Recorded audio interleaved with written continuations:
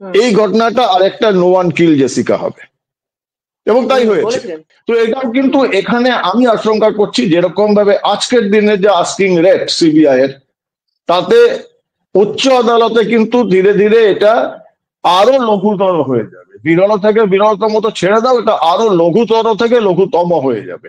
আমি এই প্রশ্নটা করতে পারি যে বাংলার মুখ্যমন্ত্রী প্রকাশ্যে মিডিয়ায় বলেছেন যে সেদিন রাতে পুরো রাত উনি সম্ভবত ঝাড়গ্রাম থেকে কন্টিনিউয়াস পুলিশের অফিসারদের সঙ্গে যোগাযোগ করে গেছেন। কেন, কি যোগাযোগ করেছেন, কি মনিটর করেছেন, সিবিআই কি সেগুলো দেখে শুনে বুঝেছে কিছু? এই যেটা কেন বিরল থেকে বিরলতম ঘটনা, কারণ আমি মনে করি ব্যক্তিগতভাবে বিধায়ক থেকে কর্পোরেটর তারা কেন তাড়াহুড়ো করে ডেড বডি ক্রিমেট করিয়ে দেওয়া হচ্ছে? কেন পোস্টমর্টম রাত্রেবেলা করা হলো সুপ্রিম কোর্টের ভার্ডিক্টকে ইগনোর করে? কে অর্ডার করেছিল? এগুলোর একটাও জবাব নেই। এরকম বহু প্রশ্ন রয়েছে। আমি সেই সমস্ত ব্যক্তিদের অভিনন্দন জানাতে চাই যে আপনারা যা করতে চেয়েছেন আপনারা করেছেন। তাতে সেই ব্যক্তি রয়েছেন যিনি কন্টিনিউয়াস মনিটরিং করেছেন, তাতে সেই অফিসাররা রয়েছেন যারা অত্যন্ত ধৈর্য ধরে দক্ষতার সঙ্গে অভিজ্ঞতার সাহায্য নিয়ে প্রমাণ লোপাট করেছেন, প্রমাণ বদলে দিয়েছেন। যে সেখানে কর্পোরেটরকে নাকি সম্ভবত বিধায়ক সেই বলছিলেন ওয়েল ডান। আমি তো জীবনে শুনিনি যে কোন শবদেহ সৎকার, এরকম ভয়াবহ মৃতদেহ সৎকারের পরে কেউ কাউকে ওয়েল ডান বলে। একটা কিন্তু দুর্দান্ত চিত্রনাট্য। এই চিত্রনাট্য যিনি বানিয়েছেন, এই চিত্রনাট্য যিনি এক্সিকিউট করিয়েছেন, I must salute her or him. নির্ভয়ার হত্যা বলো বা জেসিকা লাল, ওটা কিন্তু দিল্লির মানুষরা ছিনিয়ে এনেছিল। শাসককে, প্রশাসনকে, সরকারকে বাধ্য করেছিল নতজানু হয়ে বসতে এবং বিচার ছিনিয়ে আনতে। বাংলার মানুষ ব্যর্থ হয়েছে এই জায়গায়, বলতে আমি বাধ্য। বাংলার মানুষের কাছে আমার তো মনে হয় অনেক লাইটার নোট, তারা ওই গ্রহ নক্ষত্র পুজো টুজো করুন, পাথর টাথর করুন, কারণ আপনাদের দ্বারা অধিকার ছিনিয়ে আনা সম্ভব নয়। দেখো, তোমার এই প্রশ্নের দুটো অংশ রয়েছে, দুটো পার্ট। একটা পার্ট হচ্ছে নিছক আইনের পরিভাষা, আইনের বিশ্লেষণ। আরেকটা পার্ট হচ্ছে জনগণ, সাধারণ মানুষ বা মহিলাদের আবেগ। এই আবেগ বা মানুষের মনে কি প্রশ্ন আসছে, মিডিয়া কি বলছে, তা দিয়ে বিচার প্রক্রিয়া চলে না। বিচার প্রক্রিয়া চলে তথ্য প্রমাণের ভিত্তিতে, এবং কোনই বিচারক 99.99% কেসেসে তারা রায়দান যেটা করেন সেটা তথ্য প্রমাণের ভিত্তিতে।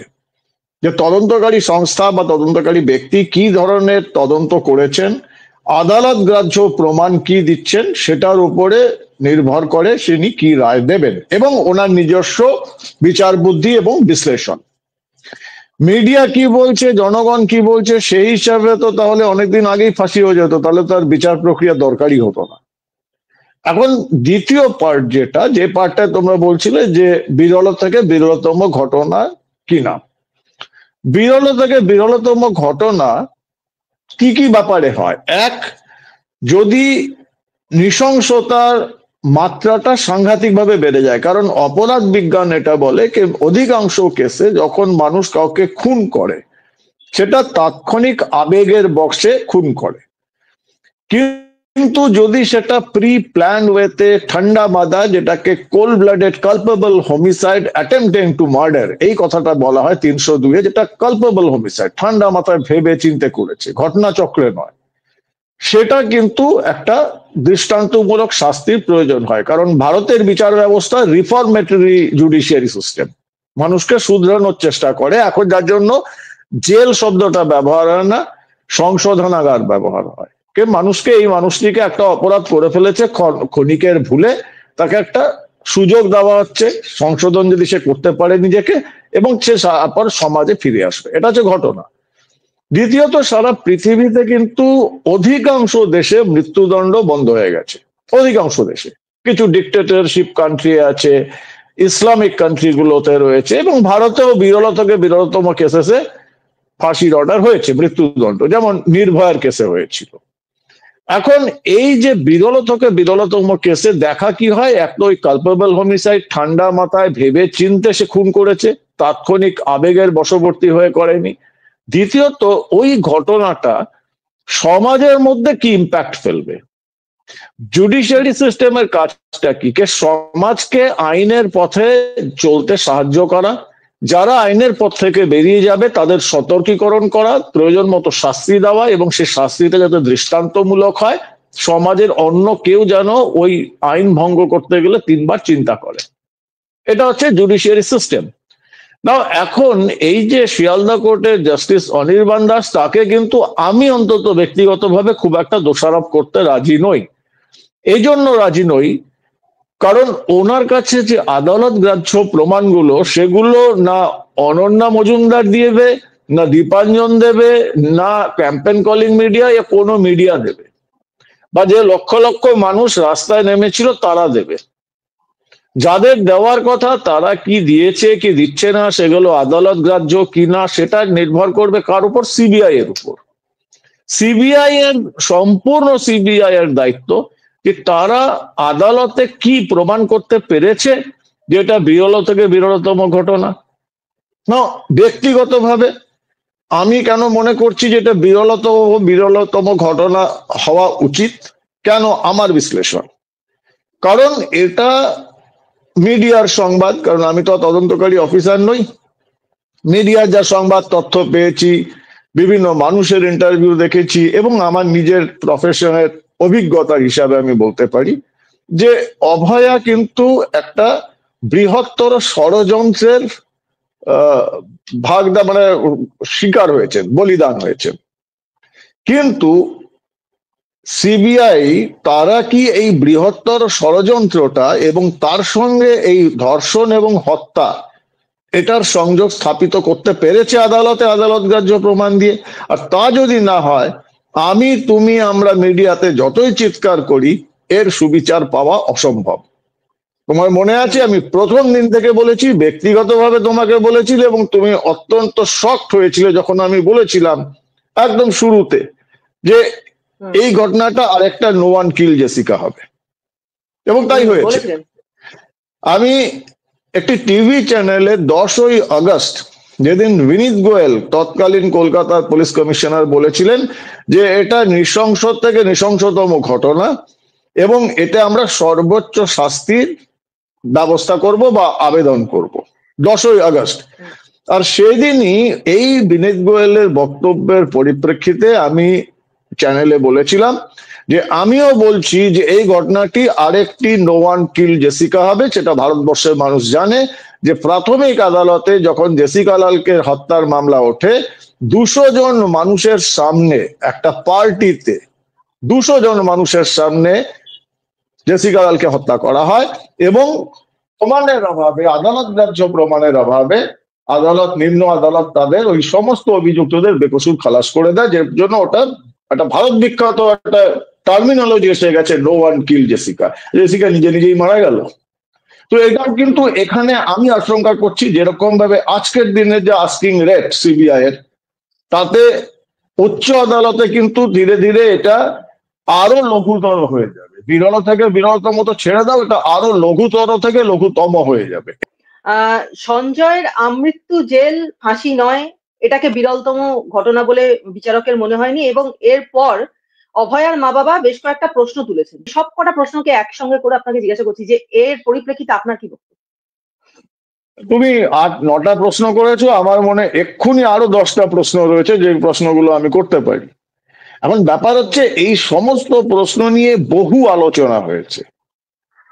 আমি এই প্রশ্নটা করতে পারি যে বাংলার মুখ্যমন্ত্রী প্রকাশ্যে মিডিয়ায় বলেছেন যে সেদিন রাতে পুরো রাত উনি সম্ভবত ঝাড়গ্রাম থেকে কন্টিনিউয়াস পুলিশের অফিসারদের সঙ্গে যোগাযোগ করে গেছেন। কেন, কি যোগাযোগ করেছেন, কি মনিটর করেছেন, সিবিআই কি সেগুলো দেখে শুনে বুঝেছে? কিছু জিজ্ঞাসাবাদ করেছেন মুখ্যমন্ত্রীকে বা সংশ্লিষ্ট পুলিশ অফিসারদের? কল রেকর্ড চেক করেছে? করেনি।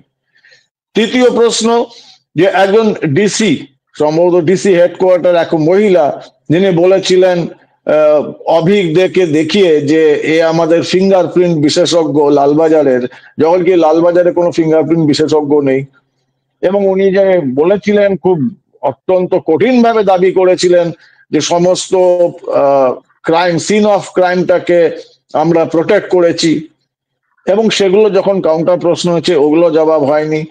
ওই মহিলাকে কি সিবিআই ডেকে জিজ্ঞাসাবাদ করেছে? করেনি।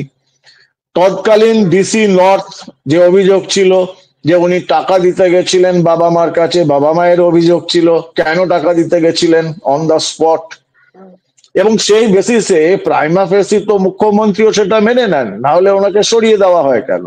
সেই ডিসি নর্থকে কি ডেকে জিজ্ঞাসাবাদ করা হয়েছিল? কে তাকে টাকা নিয়ে যেতে বলেছিল?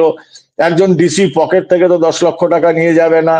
গভর্নমেন্টের যদি টাকা হয়, রাতোরাত গভর্নমেন্টের 10 লক্ষ টাকা ক্যাশ যেতে গেলে যে প্রক্রিয়া হয়, সে প্রক্রিয়া কি ফলো করা হয়েছিল? ট্রেজারি থেকে টাকা তোলা হয়েছিল কোনো লিখিত নির্দেশে? কে নির্দেশ দিয়েছিল? সিবিআই কি জাজ করেছে? আমি জানি না, আমার কাছে সে প্রশ্নের উত্তর নেই। এছাড়া ওই ঘটনা চক্রে সেদিন অনেক কিছু ঘটনা চক্রে হয়েছিল। সারা বাংলা থেকে, বিভিন্ন উত্তরবঙ্গ থেকে, কলকাতা মেডিকেল কলেজের লোকজন এসে যাচ্ছে, উত্তরবঙ্গ থেকে আসছে, বর্ধমান থেকে আসছে, তারা ওই ঘটনাচক্রে ঘটনাস্থলে পৌঁছালো। তো এগুলো সিবিআই এর করা উচিত। দেখো, বেসিক্যালি যেটা আপাত দৃষ্টিতে মনে হয় যে একটা ভয়ঙ্কর দুর্নীতি বা একটা ভয়াবহ কিছু ঘটনার সাক্ষী ছিল আমাদের এই বোন তিলোত্তমা বা অভয়া, যাই বল।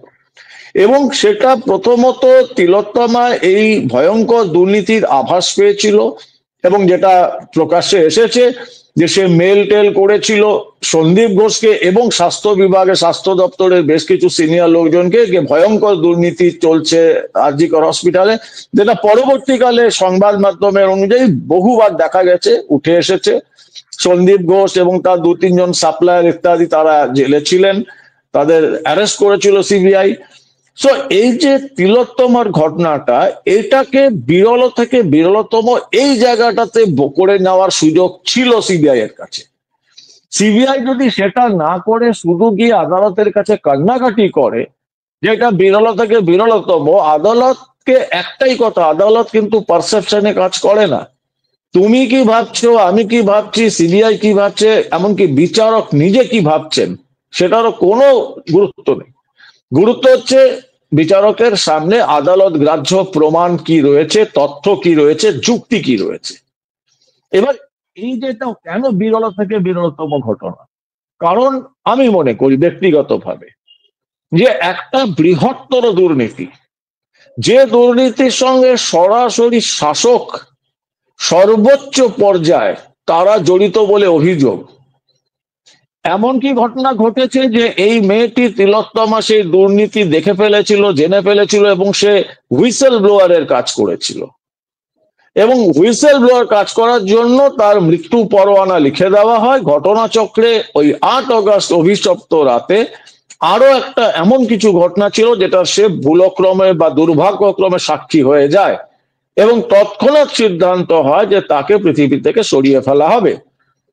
এবং সেটা যদি হয় তো এটা কিন্তু বিরল থেকে বিরলতম ঘটনা, কারণ এটা তো সার্কামস্টেন্সিয়াল এভিডেন্সে, আমি আইনজ্ঞ নই, কিন্তু এটা যে কোনো বোধ বুদ্ধি সম্পন্ন বিশ্লেষক মানুষ বুঝতে পারবে যে এটা খুব ক্লিয়ার, এটা খুব ক্লিয়ার যে যেরকম ভাবে সিভিক ভলেন্টিয়ার, তো একজন তো সে সিভিক ভলেন্টিয়ার সঞ্জয় রায়, তাকে বাঁচানোর জন্য পুরো প্রশাসন নেমে পড়লো, বিধায়ক থেকে কর্পোরেটর, তারা কেন তাড়াহুড়ো করে ডেড বডি ক্রিমেট করিয়ে দেওয়া হচ্ছে, কেন পোস্টমর্টম রাত্রেবেলা করা হলো সুপ্রিম কোর্টের ভার্ডিক্টকে ইগনোর করে, কে অর্ডার করেছিল, এগুলোর একটাও জবাব নেই। এরকম বহু প্রশ্ন রয়েছে, যার জন্য কালকে আমি যখন এটার প্রাথমিক প্রতিক্রিয়া দিই একটি টিভি চ্যানেলে, এবং আমি খুব পরিষ্কার ভাবে বলেছিলাম আমি সেই সমস্ত ব্যক্তিদের অভিনন্দন জানাতে চাই যে আপনারা যা করতে চেয়েছেন আপনারা করেছেন। তাতে সেই ব্যক্তি রয়েছেন যিনি কন্টিনিউয়াস মনিটরিং করেছেন, তাতে সেই অফিসাররা রয়েছেন যারা অত্যন্ত ধৈর্য ধরে দক্ষতার সঙ্গে অভিজ্ঞতার সাহায্য নিয়ে প্রমাণ লোপাট করেছেন, প্রমাণ বদলে দিয়েছেন, তাতে সেই বিধায়ক কর্পোরেটররা রয়েছেন যারা তাড়াতাড়ি করে ডেড বডি ক্রিমেট করে দেওয়া হয়। কালকে আমি অভয়ার মায়ের সাক্ষাৎকার শুনছিলাম, উনি বলছিলেন যে সেখানে কর্পোরেটরকে নাকি সম্ভবত বিধায়ক সেই বলছিলেন ওয়েল ডান। আমি তো জীবনে শুনিনি যে কোন শবদেহ সৎকার, এরকম ভয়াবহ মৃতদেহ সৎকারের পরে কেউ কাউকে ওয়েলডান বলে? এরকম বহু প্রশ্ন রয়েছে। এই প্রশ্নগুলোর জবাব যদি না উঠে আসে তাহলে সন্দেহের আঙ্গুল তো উঠবেই, এবং সন্দেহের আঙ্গুল উঠবে সিবিআই এর দিকে। কারণ আমি ব্যক্তিগতভাবে জানি, আমি স্পেশাল এজেন্সিতে বহুদিন বহু বছর কাজ করার অভিজ্ঞতা থেকে, যে এজেন্সিগুলোতে যারা অফিসাররা থাকেন তাদের দক্ষতা নিয়ে কোনো প্রশ্নই আসে না। তারা কিন্তু যেভাবে হোক যে কোনো অপরাধ প্রমাণ করতে পারে, কারণ সেই বৈজ্ঞানিক দক্ষতা রয়েছে, অভিজ্ঞতা রয়েছে, ইনফ্রাস্ট্রাকচার রয়েছে, সবকিছু রয়েছে। তারপরে যদি সেটা প্রমাণ না হয়, এতগুলো প্রশ্নের উত্তর না হয়, তাহলে যেটা বাংলার মাঠে ঘাটে একটা হাওয়া ঘুরে বেড়াচ্ছে যে সেটিং তত্ত্ব, অত্যন্ত দুর্ভাগ্যজনক হলেও আমি জানি না এর পরিণতি কি, কিন্তু সেটা যদি হয় সেটা ভয়ঙ্কর হবে। দীপাঞ্জন দা, আমরা কিন্তু এর আগেও যখন সিবিআই কে দেখেছিলাম, তারা সুপ্রিম কোর্টে যখন একের পর এক বন্ধ খামে স্টেটাস রিপোর্ট পেশ করছিল, এবং সিবিআই এর মানে যিনি তখন সিবিআই এর এই স্টেটাস রিপোর্ট দেখে সুপ্রিম কোর্টের প্রধান বিচারপতি, তার মুখের চেহারা বদলে গেছিল। তিনি বেশ কিছু উক্তি করেছিলেন, তার মধ্যে এরকমও ছিল যে 30 বছরের কেরিয়ারে আমরা এই জাতীয় ঘটনা দেখিনি, ভয়াবহ অথবা বৃহত্তর ষড়যন্ত্র, লার্জার কনস্পিরেসি। এই সমস্ত কথাগুলো উঠে আসার পর সাধারণ মানুষের মধ্যে একটা আশা তৈরি হয়েছিল যে নিশ্চয়ই ভেতরের যে বড় মাথা যারা আছে তাদের কেউ এখানে আছে, যেটা এই মুহূর্তে সিবিআই এর স্ট্যাটাস রিপোর্টে উঠে এসছে, কিন্তু আদালত থেকে সেটা সরাসরি এখন বলা হচ্ছে না। আস্তে আস্তে প্রমাণ যখন আসবে তখন এই সমস্ত মাথারাও বেরিয়ে আসবে, কিন্তু সেসব হলোই না। প্রথমত মানে ব্যাপারটা হলো যে এত কিছু করে পর্বত মুশিক প্রসব করলে এরকম একটা পরিস্থিতি হয়ে গেল, এবং তারপর এই সঞ্জয় রায় যে কথাগুলো বলছে, তার বক্তব্য প্রথমেই যখন সে কোনো কথা বলতে যাচ্ছিল, আমরা দেখেছিলাম যে পুলিশ নিজের ভ্যান বাজিয়ে চিৎকার চেঁচামেচি করে তার গলা যাতে অবরুদ্ধ করে দিচ্ছিল, তার কথা যেন শুনতে না পাওয়া যায় তার চেষ্টা করছিল। সেখানে এই সঞ্জয় রায় যখন বলছে যে আমাকে দিয়ে জোর করে বেশ কিছু কাগজপত্রে সই করিয়ে নেওয়া হয়েছিল, এই কথার পরে যখন তাকে জিজ্ঞাসা করা হচ্ছে যে কারা ছিল, তার নাম সে বলতে বলছে না রাদার। এবং আরেকটাও প্রশ্ন করেছে যে যদি আমি এই ঘটনার সাথে যুক্ত থাকতাম তাহলে আমার গলায় তো রুদ্রাক্ষের মালা ছিল, সেই ছেঁড়া মালাও ওখানে পাওয়া যেত। সেটা নিয়েও কোনো উত্তর পাওয়া যাচ্ছে না, এবং তার সঙ্গে বলছে আমি গরিব মানুষ, আমাকে ফাঁসানো হচ্ছে। এতগুলো কথা বলছে যেগুলো সন্দেহের উদ্রেক করে, কিন্তু সিবিআই এর একটারও প্রশ্নের উত্তর দিতে পারলো না। তাহলে ধরে নিতে হবে যে সিবিআই এই সেটিং তত্ত্বের সঙ্গে যুক্ত, অথবা সিবিআই ইনকম্পিটেন্ট। 30 বছরের ক্যারিয়ারে আমি এইরকম ঘটনা দেখিনি, এই কথাটা প্রধান বিচারপতি বলেননি, এটা বলেছিলেন মহামান্য বিচারপতি মনোজ মিশ্র। এবং উনি এই কথাটা তার সঙ্গে বলেছিলেন যে we are depressed, we are concern, disturb, not concern, sorry, আমার কোট আনকোট বলেছিলেন উই আর ডিস্টার্ব। এই যদি ইংরেজির ব্যাখ্যা দেখো, উই আর কনসার্ন মানে আমরা এটা নিয়ে চিন্তিত, আর উই আর ডিস্টার্ব আমরা খুব ডিস্টার্ব রয়েছি। আমরা মানে একজন প্রধান বিচারপতি বা সুপ্রিম কোর্টের বিচারপতি বা যে কোনো আদালতের বিচারপতি, সে তো সরাসরি বিচার পদ্ধতিতে বিচারপতি হয় না, তার একটা লম্বা আইনজীবী অভিজ্ঞতা থাকে আইনের কাজ নিয়ে। সেখানে উনি ওনার 30 বছরের আইনজীবী হিসাবের অভিজ্ঞতাতেও এরকম জিনিস উনি দেখেননি। বিচারপতি মহামান্য বিচারপতি মনোজ মিশ্র বলেছিলেন, এবং এটা বলেছিলেন যে উই আর ডিস্টার্ব, তারপরে খেয়ে হারিয়ে গেল। এবং যেটা খুব কঠিন, মানে আমরা খুব যদি ভালোভাবে দেখি, এটা একটা কিন্তু দুর্দান্ত চিত্রনাট্য। এই চিত্রনাট্য যিনি বানিয়েছেন, এই চিত্রনাট্য যিনি এক্সিকিউট করিয়েছেন, I must salute her or him. দেখো তুমি অলমোস্ট সেম, আমি দুটো এক্সাম্পল দেবো যেগুলো বিরল থেকে বিরলতম হয়েছিল। জেসিকা লাল হত্যা নিয়েই বলি। জেসিকা লাল হত্যায় কিন্তু প্রাথমিকভাবে নো ওয়ান কিল জেসিকা হয় 1999-তে, রায় বেরিয়ে যায়। তারপরে কিন্তু ভয়ঙ্কর ভাবে, যেহেতু আমি দুটো ঘটনার সময় দিল্লিতে ছিলাম, আমি প্রত্যক্ষ করেছি, দিল্লিতে ভয়ঙ্কর ভাবে জনরোষ আছড়ে পড়ে সরকারের উপর। আবার হাইকোর্টে যায় এবং সেখান থেকে শতপ্রণোদিত হয়ে মামলা হয়ে রোজ শুনানি হয়। ওই জেসিকা লাল হত্যায় কিন্তু সবার যাবজ্জীবন হয়। এবং সেখানে যাবজ্জীবনটা কেন হলো, এটা বিরল থেকে বিরলতম ছিল না এই জন্য কারণ এটা প্রমাণিত সত্য যে হিট অফ দ্য মোমেন্টে তর্ক করতে গিয়ে ও গুলি করে মেরে ফেলে, বাট তারা শাস্তি পায় যখন কি নিম্ন আদালতে সবাই ছাড়া পেয়ে গেছিল। দ্বিতীয়টা তুমি দেখো নির্ভয়া হত্যা, সারা দিল্লিতে আগুন জ্বলে গিয়েছিল এবং তৎকালীন সরকার তারা বাধ্য হয়েছিল জাস্টিস ভার্মা কমিশন তৈরি করতে এবং হাইকোর্ট সুপ্রিম কোর্ট তারা এই ব্যাপারে কনভিন্স হয়েছিলেন কারণ দেখেছিলেন জনরোষ কোথায় চলে যেতে পারে। এবার তুমি বাংলায় চলে আসো এই অভয়া ঘটনা। প্রথমে কিছু একটা করে কিরম ভাবে করে এর থেকে বেশি বলা যাবে না, সুপ্রিম কোর্টকে এর মধ্যে ঢুকিয়ে দেওয়া হলো।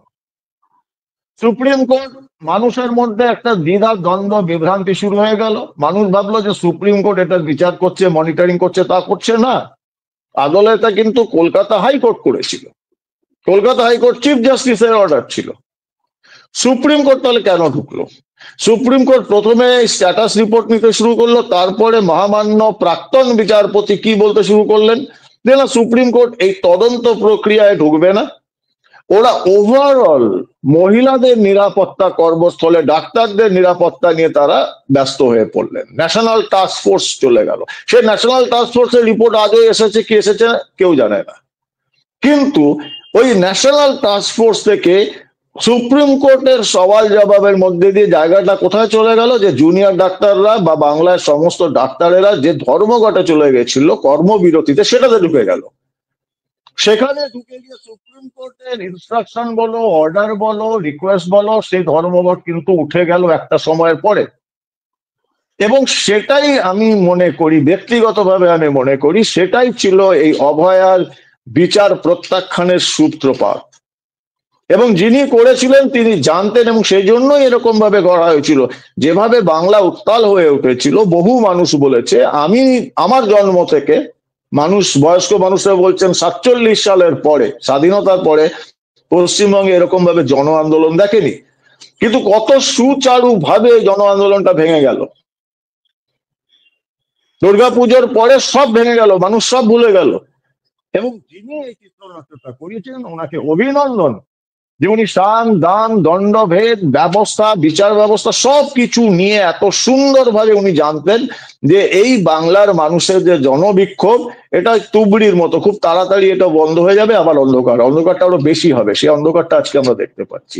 এটা আমরা জানতাম এরকম ভাবে দুর্গাপুজোর আগে অব্দি জনবিক্ষোভ উঠেছিল, সেটা কিন্তু খুব সুচারু ভাবে বিভ্রান্ত করে সুপ্রিম কোর্টকে দিয়ে ন্যাশনাল টাস্ক ফোর্স এই সিসিটিভি লাগানোর জন্যই এত আন্দোলন ছিল কেন?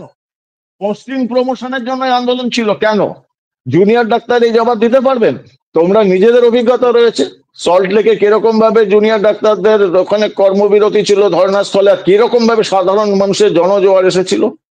আমরা বম্বেতে আমরা অর্গানাইজ করতাম, আমরা দেখতাম জনজোয়ার, সেটা হঠাৎ করে ভ্যানিশ হয়ে গেল এবং তার পরিণতি এবং এই পুরো ঘটনাটা শুরু থেকে সঞ্জয় রায়ের হত্যা থেকে মানে ধর্ষণ হত্যা করা অভয়াকে সেখান থেকে শুরু করে এই আন্দোলনের পরিসমাপ্তি মানুষ ভুলে যাওয়া, এটা কিন্তু একটা বিরাট দুর্দান্ত চিত্রনাট্য যেটা অসাধারণ এক্সিকিউট করেছে, যেটার ফল আমরা প্রাথমিক ফল গতকাল দেখতে পেয়েছি।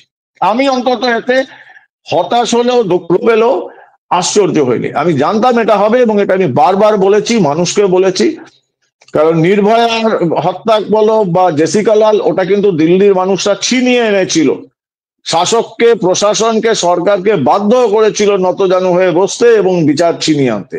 বাংলার মানুষ ব্যর্থ হয়েছে এই জায়গায়, বলতে আমি বাধ্য। একটা শেষ প্রশ্ন করছি দীপাঞ্জন দা, যে আপনি একটু আগে আমাকে বলছিলেন যে আপনার সঙ্গে আমার যখন এর আগে কথা হয়েছিল আপনি বলেছিলেন যে অভয়া বিচার পাবেন, এটা শুনে আমিও শকড হয়েছিলাম যে এত জনরোষ এত মানুষের বিক্ষোভ তারপরেও অভয়া বিচার পাবেন, এটা কি সম্ভব? কিন্তু আপনি বলেছিলেন সেটা আজকে একেবারে অক্ষরে অক্ষরে ফলে গেল। আমি কালকে একটা কবিতা পড়ছিলাম রবীন্দ্রনাথের প্রশ্ন, যে কবিতাটাতে এই সেই লাইনটা আছে যেটা বারবার এই ক্ষেত্রে প্রয়োগ হচ্ছে, বিচারের বাণী নীরবে নিভৃতে কাঁদে। তাহলে প্রশ্নটা সেখানেই এসে গেল যে অভয়া বিচার পেল না, বিচারের বাণী নীরবে নিভৃতে কাঁদে। তাহলে সাধারণ মানুষ এখন কার কাছে গিয়ে কার দরজায় গিয়ে দাঁড়াবে যদি কোনো সমস্যায় পড়ে কোনো বিপদে পড়ে, যদি কোথাও কোনো সলিউশন না পায়, তাহলে তো শেষ আশ্রয় সেই আইনের দরজা, তাহলে কি সাধারণ মানুষ আর আইনের দরজায় গিয়ে আর দাঁড়াতে পারবে না? সেখানেও সেই দরজা তাদের জন্য বন্ধ হয়ে গেল। কাল তুমি যে প্রশ্নটা করলে না, গতকাল আমি একটি টিভি চ্যানেলে বলেছিলাম, সেখানে যে সঞ্চালক ছিল সে বঙ্কিমচন্দ্রের এই কমলাকান্তের দপ্তরের উদ্ধৃতি দিচ্ছিল যে আইন তো বড় লোকের জিনিস, মানে আমি আমার ভাষায় বলছি, বড় লোকের জিনিস, পয়সা থাকলে আইন তো তামাশা, পয়সা থাকলে। এখানে বড় লোক গরিব প্রবলেম নয়, সমস্যাটা এখানে আরো গভীর। এখানে আইনকে তামাশা বানিয়েছে তোমার আমার করের পয়সায়, ট্যাক্সের পয়সায়। কপিল সিব্বল এবং 30 জন করে লয়ার যে গেছে, তাদের কোটি কোটি টাকা তো তোমার আমার ট্যাক্সের পয়সায়, কারোর বাপের সম্পত্তি বিক্রি করে এই টাকা আসেনি। তো সেই টাকাগুলো দিয়ে আমাদের বিভ্রান্ত করা হয়েছে। সেই টাকাগুলো দিয়ে কোথায় এখন এই নামগুলো কোথায়? এই যে কপিল সিব্বল থেকে শুরু করে অনেক নাম শুনেছি, বিরোধী পক্ষেও প্রচুর নাম শুনেছি, বৃন্দা গ্রোভার থেকে শুরু করে প্রচুর, কোথায় সারা? কারণ এটা একটা বড় চিত্রনাট্য করে করেছে। আর মানুষের যদি কথা বলো, দেখো মানুষের কাছে, বাংলার মানুষের কাছে আমার তো মনে হয় অনেক লাইটার নোট, তারা ওই গ্রহ নক্ষত্র পুজো টুজো করুন, পাথর টাথর করুন, কারণ আপনাদের দ্বারা অধিকার ছিনিয়ে আনা সম্ভব নয়। আজকে তিলোত্তমা বা অভয়া নিয়ে আমরা দুফোঁটা চোখের জল ফেলছি, ড্রয়িং রুমে বসে বিপ্লব করছি।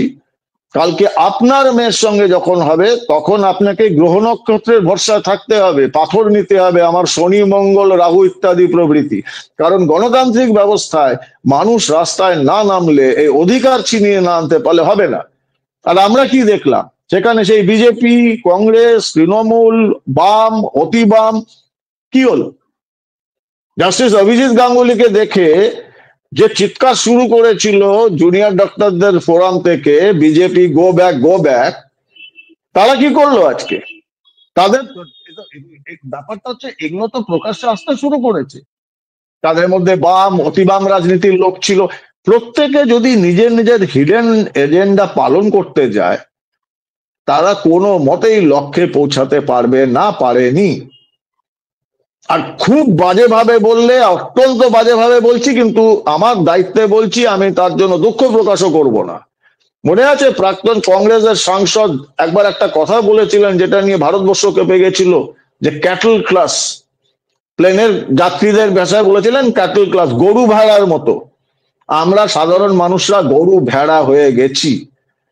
তার জন্যই আমরা আমাদের মেয়ে, আমাদের বোন, আমাদের সন্তানের ন্যায় বিচার আনতে পারলাম না। বাঙালি বাবা মারা একবার ভাবুন যে আপনি আপনার মেয়ের জন্য ন্যায় বিচার আনতে পারেননি, আপনার মেয়ে ধর্ষিতা হলো, নৃশংসভাবে খুন হলো, আপনাদের ব্যর্থতায়, আপনাদের স্বার্থপরতায়, আপনাদের ভয়ে, আপনাদের লোভে সে আজকে বিচার পেল না। এটা ভবিতব্য ছিল, দুর্ভাগ্য। আমিও এই বাংলার মানুষ, আমিও এর অংশীদার, আমি এর বাইরে নয়। কিন্তু এর বিচার পাওয়া যাবে না যতক্ষণ জনগণ রাস্তায় না নামছে।